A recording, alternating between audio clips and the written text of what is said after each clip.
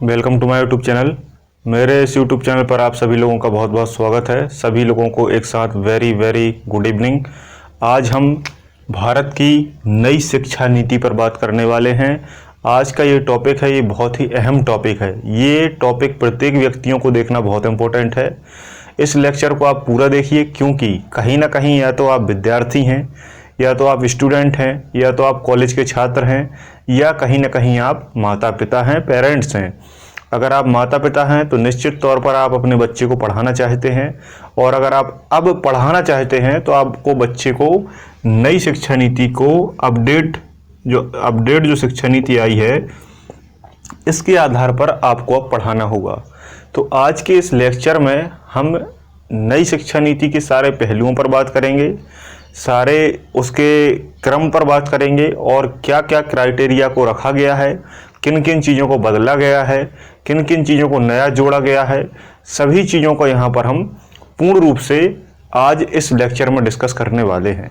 साथ ही साथ हम ये भी चर्चा करेंगे कि इस नई शिक्षा नीति में किन समितियों की सबसे अहम भूमिका रही, कौन वो व्यक्ति थे जिन व्यक्ति ने इतना गहन दिमाग लगाया और इस समिति और कमेटी को बनाया, और उनकी कमेटी के आधार पर ये शिक्षा नीति निकल कर आई।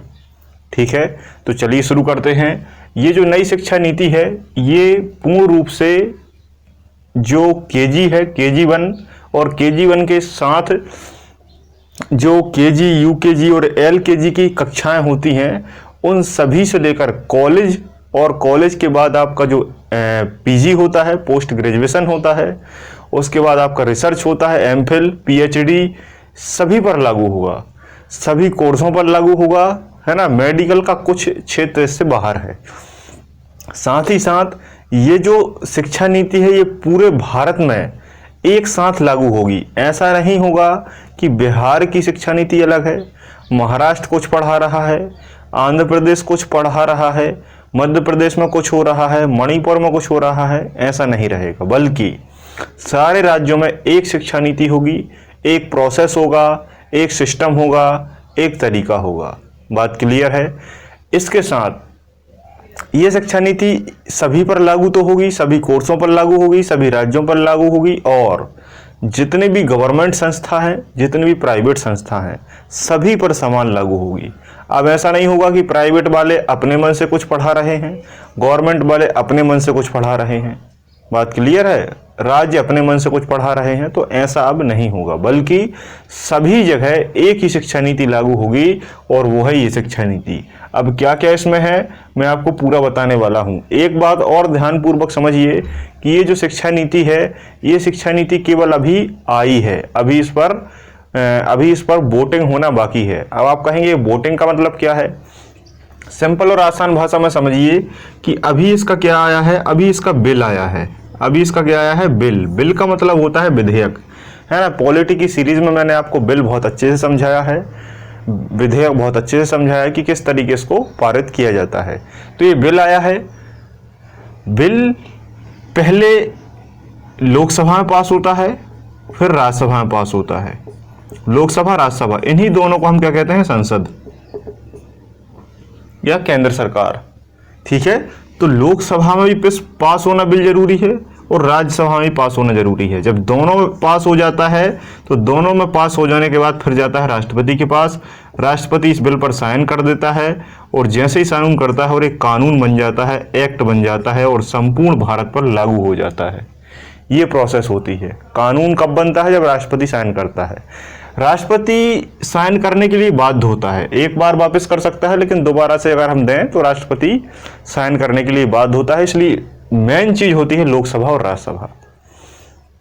लोकसभा और राज्यसभा में उससे मेन होता है कि कौन सी पार्टी है, और उससे ज्यादा महत्वपूर्ण होता है कि कितने उसके सदस्य हैं। अगर सदस्य ज्यादा हैं तो निश्चित तौर पर बिल आसानी से पास हो सकता है। जैसे आपने 3 तलाक बिल की बात सुनी होगी। 3 तलाक का बिल कई बार चर्चा में बना रहा, कई बार चर्चा का विषय बना रहा, लेकिन ये पास नहीं हो पाता था, क्योंकि कांग्रेस इसमें रोक लगा देती थी। ठीक है, कहीं ना कहीं कई बार लोकसभा से पास हो गया, राज्यसभा में पास नहीं हो पाया। कुछ ऐसे कानून है जो राज्यसभा में पास हुए, लोकसभा में पास नहीं हो पाए।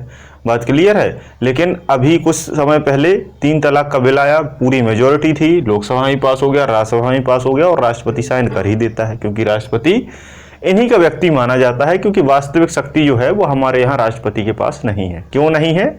मेरा संविधान आप पढ़ लेंगे तो आपको किसी प्रकार का कोई डाउट नहीं रहेगा। बात क्लियर है।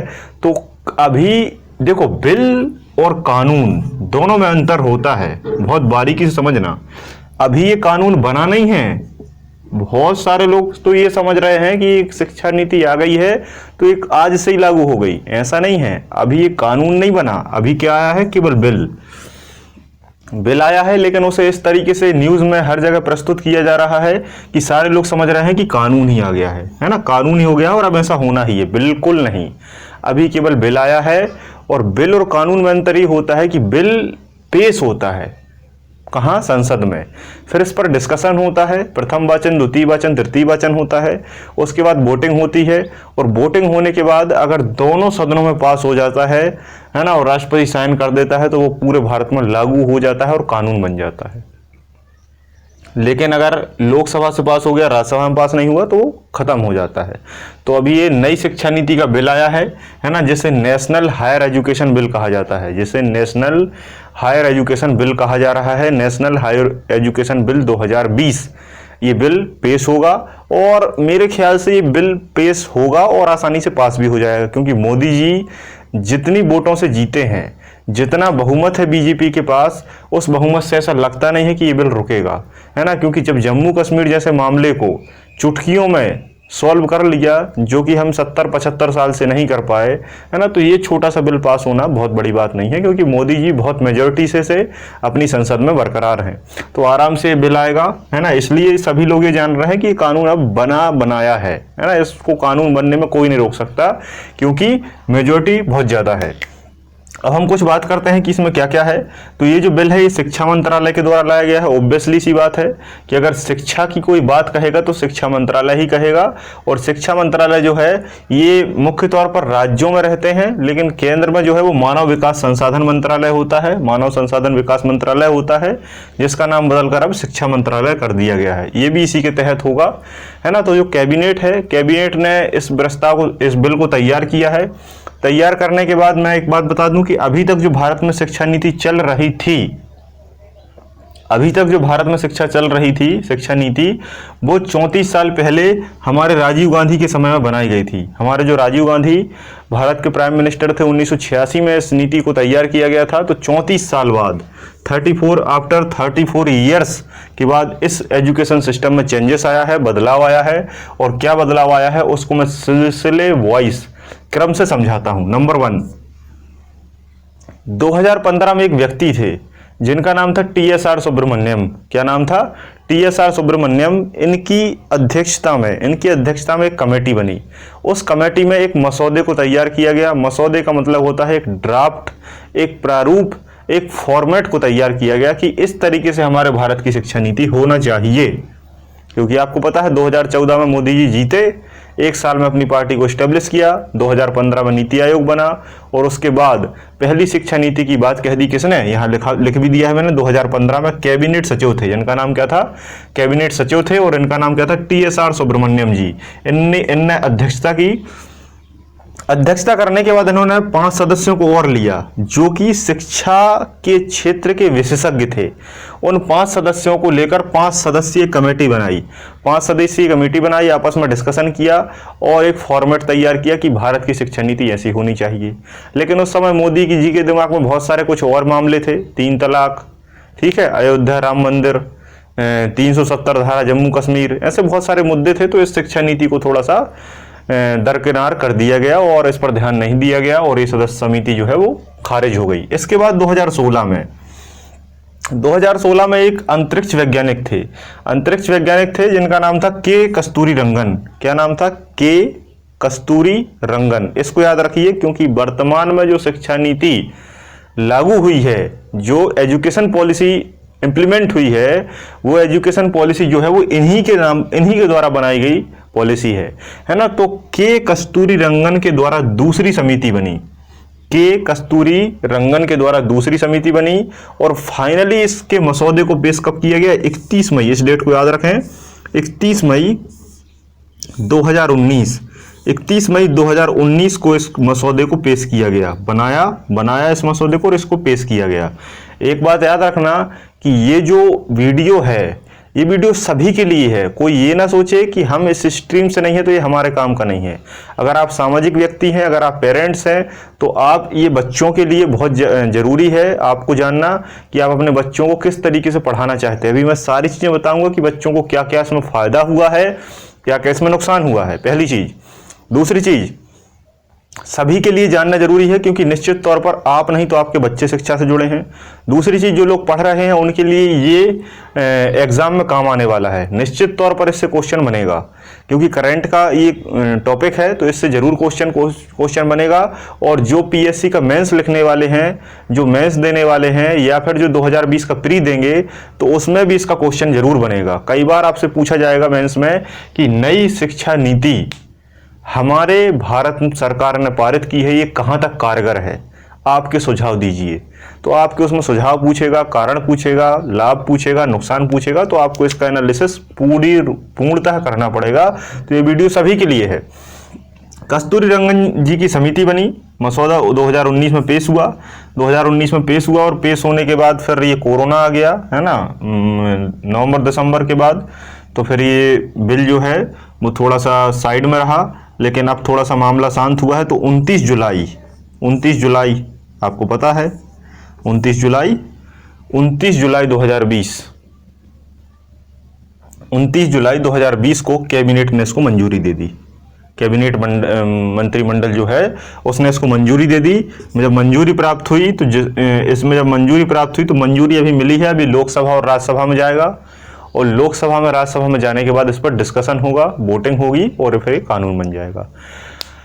अब हम बात करते हैं कि इस कानून में है क्या। कुल मिलाकर कहने का मतलब ये है, ये बिल जब पारित हुआ तो इसमें बहुत सारी चीजें लिखी हैं। इन सारी चीजों को व्यक्ति पढ़ेगा। किसने लिखा है? कस्तूरी रंजन जी ने। कि कस्तूरी रंजन जी की ये पॉलिसी है। अब इसमें क्या क्या लिखा है वो मैं आपको बताता हूं, पॉइंट वाइज पॉइंट। पहली चीज, जितने भी प्राइवेट संस्था है, प्राइवेट कॉलेज है, प्राइवेट स्कूल है, वो मनमाना पैसा नहीं ले पाएंगे।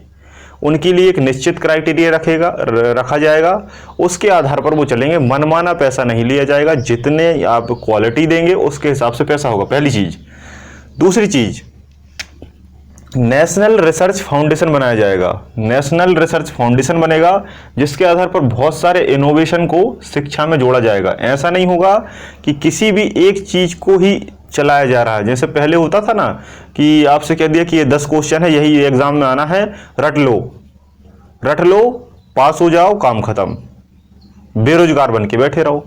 तो अब ऐसा नहीं होगा। अब क्या होगा? शिक्षा में रिसर्च होंगे, बहुत सारी चीजें रिसर्च होंगी, आपके स्किल को बढ़ाया जाएगा और आपको मिडिल स्कूल तक, हाई स्कूल तक इस तरीके से ट्रेंड कर दिया जाएगा कि आपको उसी समय एक कंप्लीट जॉब के योग्य बना दिया जाएगा और आपको जॉब मिलना निश्चित है अगर आपके पास गुण है तो। अभी क्या होता है भारत में? अभी ये होता है कि आपने समाज में देखा होगा, आसपास ही थोड़ा सा नजर फैला के देखना, बहुत सारे पुराने लोग गवर्नमेंट जॉब में हैं जो उस योग्य नहीं है। मैं ऐसा इसलिए नहीं कह रहा कि वो लोग योग्य नहीं है, कुछ ना कुछ तो होगा, लेकिन वास्तविक तौर पर उतनी योग्य नहीं है जितनी वो पोस्ट पर हैं। बहुत सारे देखा होगा आपने, टीचर देखे होंगे कुछ पुराने, है ना, जितना उनको ज्ञान नहीं है लेकिन फिर भी टीचर हैं, गवर्नमेंट टीचर हैं। बहुत सारे और भी डिपार्टमेंट है, लेकिन वर्तमान के समय में आपने देखा होगा कि उनसे भी ब्रिलियंट व्यक्ति हैं, है ना। ऐसा मैंने अपने जीवन में खुद देखा है कि जब मैं एक स्कूल में पढ़ता था, मुझे अभी भी याद है, जब मैंने 11th किया था तो 11th 12th के समय मुझे एक टीचर पढ़ाने आया करते थे जिन्हें best of the best one knowledge था, लेकिन प्राइवेट थे, दिन के हिसाब से पैसों में पढ़ाते थे, और जो बेस्ट थे और उनके अलावा जितने टीचर थे उनको उतना नॉलेज नहीं था, उतनी उनमें क्वालिटी नहीं थी। बात समझ में आ रही है? लेकिन फिर भी सारे गवर्नमेंट थे। तो ये कहीं ना कहीं भेदभाव है। तो ऐसा अब नहीं होगा, अब रिसर्च होगा, जो उसके काबिल होगा वो ही व्यक्ति वहां तक पहुंचेगा। जिसमें स्किल होगी, जिसमें गुणवत्ता होगी, वही उस चीज का हकदार होगा, है ना। कहने का मतलब ये है। क्वेश्चन अगर आए कि 10+2 का क्या किया गया है, तो 10+2 के फॉर्मेट को खत्म कर दिया गया है। अभी जब आप वैकेंसी में फॉर्म डालते हैं तो वहां लिखा आता है 10+2 चाहिए, मतलब 10वीं प्लस 12वीं चाहिए, 12th चाहिए, तो 12th वाला जो फॉर्मेट है खत्म कर दिया। फॉर्मेट कैसा लाया गया है, 5+3+3+4, 5+3+3+4 का फॉर्मेट लाया गया है। अब आप इसको समझ नहीं पा रहे होंगे, तो अब मैं इसको क्रम से बहुत ही सिंपल और आसान भाषा में आपको समझाता हूं। 5 का मतलब है 5 क्लास, 3 का मतलब है 3 क्लास, 3 का मतलब 3 क्लास और 4 का मतलब 4 क्लास। इस प्रकार से क्लासों को बांटा गया है। किस लिए बांटा है कि इसमें हम कोर्स को डिस्ट्रीब्यूट कर सकें, कोर्स को डिस्ट्रीब्यूट कर सकें, और बच्चे की जो बौद्धिक क्षमता है, जो उसकी बौद्धिक क्षमता है, उसकी बौद्धिक क्षमता हर एक वर्ष बदलती है। आपने देखा होगा जब कोई छोटा सा बच्चा है तो उसकी जो सोच है वो अलग होती है, उसकी जो सोच है वो खिलौनों की तरफ ज्यादा अट्रैक्ट होती है। थोड़ा सा बड़ा होता है उसकी संसाधन बदलने लगते हैं, उसकी सोच बदलने लगती है। थोड़ा सा बड़ा होता है और चीजें बदल जाती हैं, थोड़ा सा बड़ा होता है और चीजें बदल जाती हैं। जब बूढ़ा होता है तो और चीजें बदल, धार्मिक प्रवृत्ति का हो जाता है। तो कहने का मतलब यह है कि व्यक्ति की एज के अनुसार, उम्र के अनुसार उसकी सोच में बदलाव आता है। उसी सोच के आधार पर यहां पर इन में क्लासिफिकेशन किया गया है कि ऐसा कोर्स रखा जाए कि वो कोर्स उसकी बुद्धि से मैच हो और वो क्या कर सके, अपने जीवन में आगे बढ़े और विकास कर सके। ठीक है, 1 मिनट।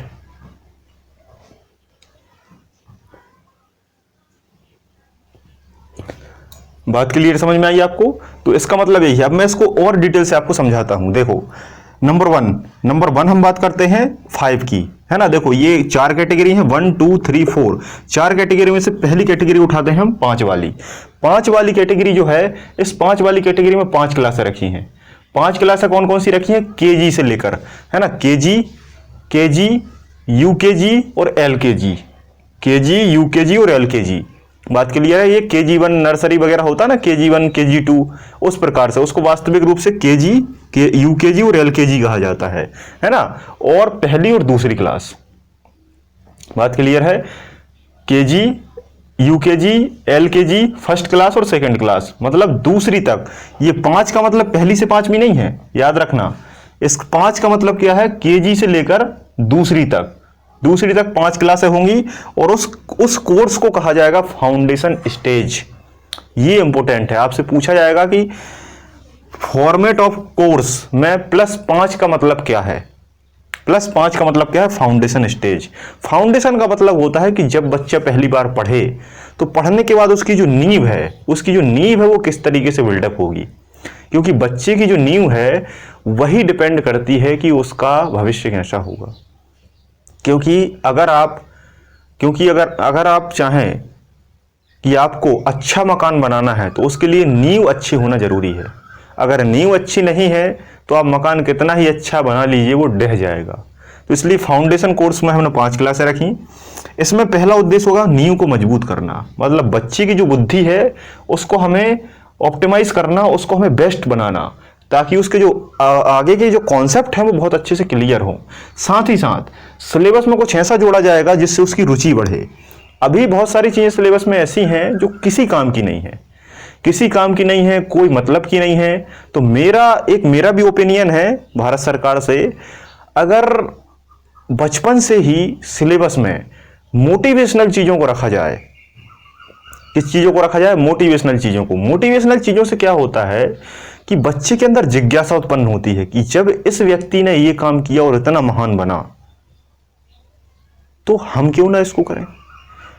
तो कुछ मोटिवेशनल चीजों को अगर सिलेबस में जोड़ा जाए फालतू की कहानियों के बजाय, तो मेरे ख्याल से हिंदी और इंग्लिश में बहुत सारी चीजें ऐसी होती हैं ज्यादातर जो काम की नहीं होती, लेकिन अगर उनकी जगह मोटिवेशनल चीजें, एथिकल चीजों का मतलब क्या आपको करना चाहिए, है ना। एथिक्स बेसिकली कलेक्टर और डिप्टी कलेक्टर की पढ़ाई में पढ़ाया जाता है। अगर उस एथिक्स का कुछ बेस हम यहां से देने लगे तो मेरे ख्याल से भारत का भविष्य बदल जाएगा।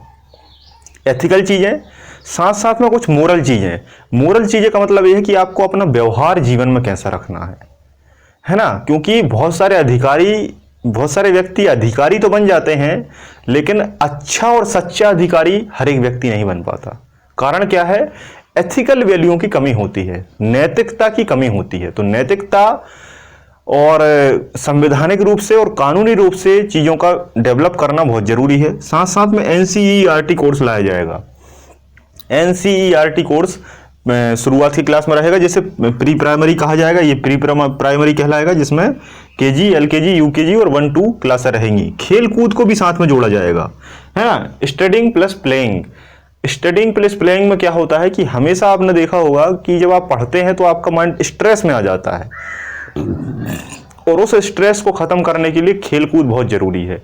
ये मैं एक अपना ओपिनियन भी देना चाहूँगा आप सभी लोगों को कि जितने भी लोग पढ़ते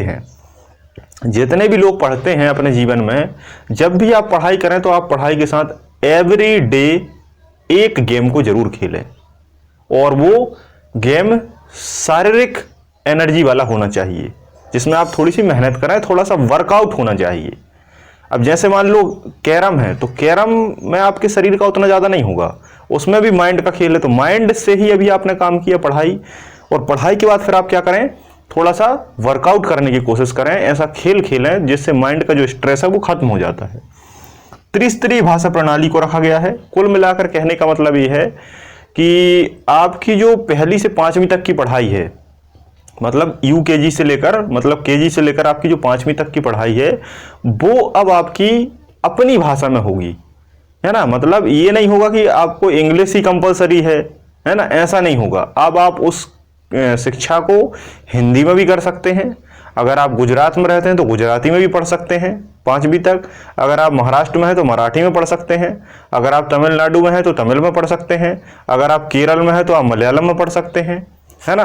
अगर आप बिहार में हैं तो आप भोजपुरी में पढ़ सकते हैं। अगर आप बंगाल में हैं तो बंगाली में पढ़ सकते हैं। अगर आप झारखंड में हैं तो आप मैथिली में पढ़ सकते हैं। अगर आप मध्य प्रदेश में हैं तो आप बुंदेलखंड में पढ़ सकते हैं। बात समझ में आ रही है। अगर आप मणिपुर में हैं तो मणिपुरी में पढ़ सकते हैं। तो ये पूरी तरीके से छूट है, जरूरी नहीं है कि अंग्रेजी ही हो। तो कुल मिलाकर अंग्रेजों की जो शिक्षा नीति थी, जो कि हमें आज भी भुगतनी पड़ रही थी, वो धीरे धीरे कहीं ना कहीं कम होती जा रही है। जैसा कि मैंने इतिहास में आपको पढ़ाया था लॉर्ड मैकाले के बारे में। जब हिस्ट्री में मैंने आपको लॉर्ड मैकाले के बारे में पढ़ाया था, तो मैंने आप लोगों से एक स्टेटमेंट कहा था, जिसमें मैंने आपसे कहा था कि अंग्रेजों ने हमारे ऊपर 300 साल राज किया। तो ये जो राज है, ये जो उसका प्रभाव है, वो 1 या 2 दिन में या 10 या 20 साल में खत्म नहीं होगा, बल्कि काफ़ी साल लगेंगे, लेकिन ये खत्म हो जाएगा। हमें एक दिन जरूर समझ में आएगा कि हमें हमारी मातृभाषा में ही पढ़ना चाहिए। इंग्लिश अच्छी लैंग्वेज है, इसमें कोई दो राय नहीं है, लेकिन आप इंग्लिश जाने और हिंदी न जाने, ये थोड़ा सा अव्यवहारिक लगता है। तो लॉर्ड मैकाले ने जबरदस्ती इंग्लिश को इम्प्लीमेंट किया था, ताकि ग्रामीण लोग, मजदूर वर्ग, ये सारे इंग्लिश भाषा को ना समझें और वो ब्यूरोक्रेसी में वो अधिकारी की रैंक पर ना पाएं। इसके लिए इंग्लिश भाषा को लाया गया था, जिससे इंग्लिश भाषा आई और अंग्रेज ही पढ़ते थे और अंग्रेज ही अधिकारी बनते थे, है ना। तो लॉर्ड मैकाले की शिक्षा को मैंने कहा था कि कुछ समय लगेगा, लेकिन ये खत्म होगी। तो अब वो दौर शुरू हो चुका है, ठीक है, जिससे भाषा खत्म होने लगी है। भाषा का मतलब ये नहीं है उस भाषा में ही पढ़िए आप, मैं नहीं कह रहा, लेकिन जरूरी हिंदी भी जरूर। सेकंड क्लास तक बात कर ली। अगला जो स्टेप है +5 के बाद +3, ये है 3rd क्लास से 5th क्लास तक। इसमें विज्ञान पढ़ाया जाएगा, गणित पढ़ाया जाएगा, कला मतलब आर्ट्स वाले सब्जेक्ट पढ़ाए जाएंगे, सोशल साइंस पढ़ाई जाएगी, है ना, मानविकीय ह्यूमैनिटी पढ़ाई जाएगी आपको, और आपको यहाँ पर मातृभाषा में ही पढ़ाया जाएगा। अगर आप दूसरी मातृभाषा चुनते हैं तो उसमें भी पढ़ सकते हैं। 6 to 8 का जो आपका क्राइटेरिया है, उसमें स्किल को डेवलपमेंट करना। यहाँ से देखो, यहाँ आपके बेसिक सब्जेक्ट हो जाएंगे 5th क्लास तक, उसके बाद यहाँ से आपकी स्किल डेवलपमेंट होना शुरू हो जाएगा। स्किल का मतलब ये होता है कि पढ़ने लिखने के बाद आपके अंदर क्या शारीरिक परिवर्तन आया। पढ़ने लिखने का मतलब ये नहीं होता कि बस आपको किताबी ज्ञान हो। पढ़ने लिखने का मतलब ये है कि किताबी ज्ञान से आप उस ज्ञान को कितना ज़्यादा इम्प्लीमेंट इस समाज में कर सकते हैं, जिससे इस समाज का लोक कल्याणकारी राज्य बन सके। बात क्लियर है। तो शिक्षा से आपने क्या सीखा, पढ़ना एक अलग बात होती है, पढ़ के रट के एग्जाम में लिखना अलग चीज़ है, पढ़ के रट के समझ के जीवन में इम्प्लीमेंट करके कुछ करना अलग चीज़ है, उसको स्किल कहा जाता है। स्किल डेवलप होगी, आप कुछ ना कुछ अच्छा करेंगे। कंप्यूटर की शिक्षा आपको कॉलेज लेवल तक नहीं मिल पाती थी। कॉलेज में भी कुछ लोग कंप्यूटर करते थे लेकिन उन्होंने कभी कंप्यूटर नहीं चलाया। मैंने भी अपने कॉलेज में, मेरे विषय था कंप्यूटर का, लेकिन फिर भी मुझे कभी कंप्यूटर पर हाथ रखने को नहीं मिला। बात समझ में आ रही है? बहुत सारे बच्चे हैं जो कंप्यूटर की पढ़ाई कर चुके हैं लेकिन कंप्यूटर चलाना नहीं जानते। अब ऐसा नहीं होगा। अब कंप्यूटर की जो कोडिंग है, कोडिंग का मतलब होता है सॉफ्टवेयर तैयार करना। जैसे आपने देखा है व्हाट्सएप भी एक सॉफ्टवेयर है, फेसबुक सॉफ्टवेयर है, गूगल भी सॉफ्टवेयर है, क्रोम सॉफ्टवेयर है, यूसी ब्राउजर सॉफ्टवेयर है। तो इस तरीके के सॉफ्टवेयर डेवलप भी किए जा सकते हैं कोडिंग के द्वारा। इंटर्नशिप भी मिल सकेगी। इंटर्नशिप जो कॉलेज लेवल पे मिलती थी फाइनल में, वो अब इस लेवल पे मिल जाएगी। ठीक है, नेक्स्ट हम बात करते हैं 9th से 12th। 9th से 12th में आपको गहरी समझ, यहां से आपको क्या है, किसी भी सब्जेक्ट में डीपली पढ़ाया जाएगा। डीपली का मतलब गहराई से। गहराई को इसलिए पढ़ाया जाएगा ताकि आप उस फील्ड में बेहतर कर सकें, आप उस फील्ड के महारथी बन सकें। इसलिए आपके अंदर गहरी समझ होना चाहिए। विश्लेषण का मतलब है आप उस पर एनालिसिस कर पाएं कि इसमें क्या अच्छा है, क्या बुरा है, इसमें क्या आगे रिसर्च हो सकती है, क्या इनोवेशन हो सकता है, क्या इसमें नई चीज़ें आ सकती हैं, इस पर आप बात करेंगे। रुचि अनुसार होगा सारी चीज़ें और आपका लक्ष्य निर्धारित रहेगा कि हमें ये करना है। स्ट्रीम वाला सिस्टम जो है वो खत्म कर दिया गया है। स्ट्रीम का मतलब होता है कि भाई जो आर्ट का है तो वो आर्ट ही पढ़ेगा, जो साइंस का है वो साइंस ही पढ़ेगा, जो बायोलॉजी का है वो बायोलॉजी पढ़ेगा, जो मैथ्स का व्यक्ति है वो मैथ्स ही पढ़ेगा, जो कॉमर्स का है वो कॉमर्स ही पढ़ेगा। ऐसा सिस्टम खत्म हो चुका है। ये बहुत ही अच्छा हुआ मेरे ओपिनियन से। अब सिस्टम कैसा है कि बहुत सारे पूल बना दिए गए हैं और जिसमें जिस व्यक्ति को जो सब्जेक्ट पढ़ना है वो पढ़ सकता है। फिजिक्स के साथ आप आर्ट्स भी पढ़ सकते हैं, बायोलॉजी के साथ आप कॉमर्स भी पढ़ सकते हैं, है ना। एक दूसरे के साथ इंटरलिंक करके आप सारे सब्जेक्टों को पढ़ सकते हैं। ये बहुत ही बढ़िया हुआ। दूसरा, सेमेस्टर सिस्टम को ला दिया गया है। Semester system is the best system. ये मैं अपने एक्सपीरियंस से कहता हूं कि जब तक मैंने 12th पढ़ा तब तक ईयरली सिस्टम था। जब मैं कॉलेज में आया तो सेमेस्टर सिस्टम था। जब मेरा पीजी हुआ तब भी सेमेस्टर सिस्टम था। जब मैंने 12th किया तो मेरे व्यक्तित्व में, मेरी पढ़ाई लिखाई में, मेरी समझ में कोई भी परिवर्तन नहीं आया। ये मैं अपने व्यवहारिक और अपने अनुभव के आधार पर कह रहा हूं और एकदम सत्य है। जब तक मैंने 12th किया तो सारी क्लासों में क्या करता था कि साल भर बिल्कुल नहीं पढ़ना, ये उद्देश्य बना लेते थे हम लोग। एग्जाम आया, उसके 3 महीने जी तोड़ पढ़ाई की, मतलब कुल मिला के जो डाटा है उसको रटा और रटने के बाद वहां पर लिख दिया, पास हो गए और आ गए। इसके बाद जब मैं कॉलेज में आया तो सेमेस्टर सिस्टम मिला। वहां पर मैंने पूरे साल में पढ़ाई की। पढ़ाई करने के बाद उस पढ़ाई की समझ डेवलप हुई। समझ डेवलप के साथ साथ प्रैक्टिकल हुए। साल भर लगातार पढ़ाई की और 1 साल में उस विषय का बहुत ही गजब का नॉलेज हुआ और स्किल डेवलपमेंट हुई। बात क्लियर है?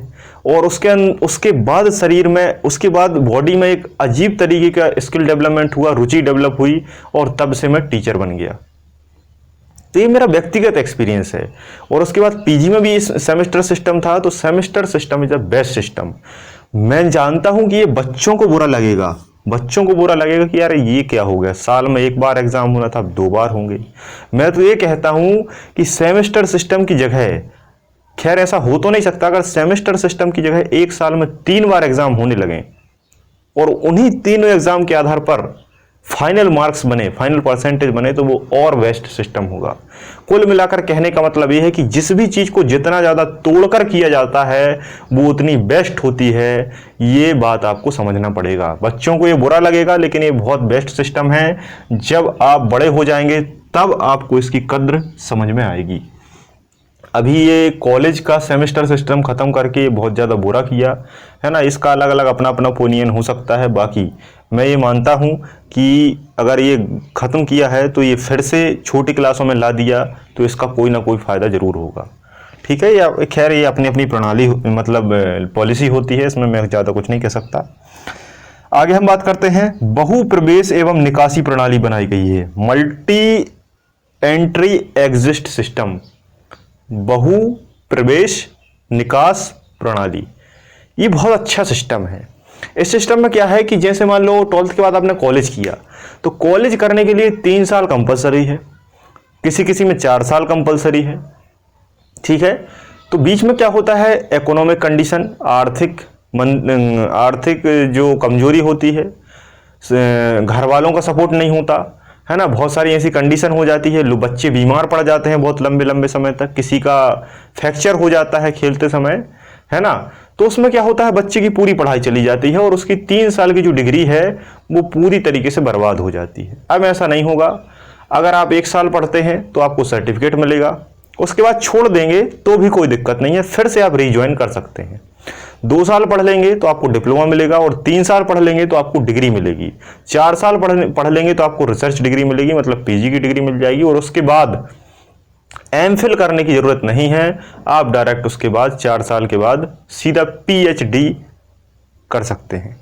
बात क्लियर है। तो ये बहुत अच्छा सिस्टम है, और इसमें केवल और केवल आपको किताबी कीड़ा नहीं बनाया जाएगा। कहने का मतलब ये है कि केवल किताबी ज्ञान से आपको नंबर नहीं दिए जाएंगे, बल्कि किताब के साथ साथ आपका व्यवहार कैसा है, आपकी नैतिकता कैसी है, आप क्लास में कितना कंसंट्रेशन रखते हैं, आपके प्रति टीचर क्या सोचता है, टीचर के प्रति आप क्या सोचते हैं, बच्चों के साथ आपका व्यवहार कैसा है, किताब के साथ आपका व्यवहार कैसा है, लेखन शैली के साथ आपका व्यवहार कैसा है, आप कितने एक्टिव हैं, कितने डीएक्टिव हैं, इन सारी चीज़ों पर एनालिसिस करने के बाद सारे अंक आपके रिपोर्ट कार्ड पर, मार्कशीट पर होंगे।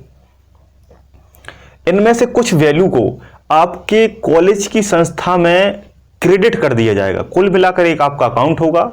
जिस प्रकार से बैंक के अकाउंट में पैसा आपका रहता है, उस प्रकार से आपके कुछ नंबर्स आपके कॉलेज की संस्था के अकाउंट में रहेंगे, और वो हर साल क्रेडिट होते जाएंगे, और फाइनल में जब उसका रिपोर्ट कार्ड बनेगा तो उसके सारे अंक आपके रिपोर्ट कार्ड पर होंगे। तो ये बहुत अच्छा सिस्टम है जिसमें सभी प्रकार के होंगे। कुल मिलाकर किताबी कीड़ा यहां पर खत्म कर दिया है।